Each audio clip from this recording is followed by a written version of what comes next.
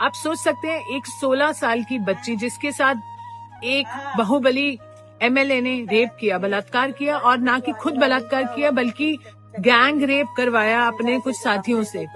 और हम कौन सी दुनिया में, हमें लगता है कि ये हो गया। नहीं, आगे सुनिए। उसकी जब पिता ने रिपोर्ट कराने की कोशिश की, पुलिस कस्टडी में बहुत बुरी तरह से टॉर्चर करते हुए, जो आप फिल्मों में देखते हैं उतने ही से ज्यादा टॉर्चर करते हुए उसके पिता की पुलिस कस्टडी में हत्या कर दी गई।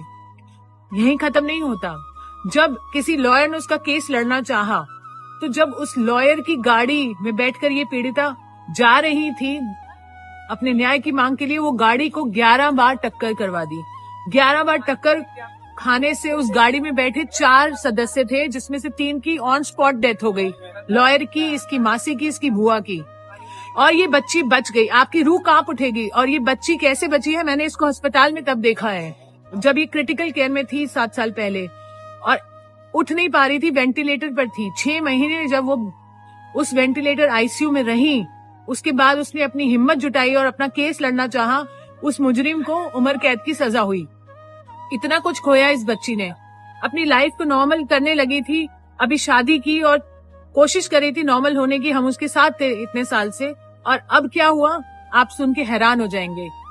उस आरोपी को बरी कर दिया गया। आप सुन पा रहे हैं, उसे बरी कर दिया गया। और एक्सक्यूज, ये नहीं कि बलात्कार प्रूव नहीं हुआ, बलात्कार प्रूव हुआ है, पर क्योंकि कोई कानूनी दावपेच थे जो उसे बचा सकते थे, फालतू के हाईकोर्ट ने ऐसी ऐसी दलीलें दी हैं कि आप सुन के हैरान हो जाएंगे कि वो एक पब्लिक सर्वेंट नहीं है, या फिर ये बच्ची माइनर नहीं थी और कोर्ट के पास टाइम नहीं है। इतनी फालतू चीजें बोलकर उसे बरी कर दिया गया। आप सोच सकते हैं, आपको गुस्सा आ रहा है? अगर नहीं आ रहा तो आना चाहिए, क्योंकि बेटियां हमारे सबके घर में है, और ये हिंदुस्तान की बेटियों की बात कर रहे हैं हम। मैं तो आक्रोशित हूँ और तब से इस बेटी के साथ हूँ, जब से उसने कोर्ट में मुझे बताया कि दीदी मेरे साथ ऐसा हुआ, और मैं तभी से उसके साथ हूँ। क्या देश उसके साथ है?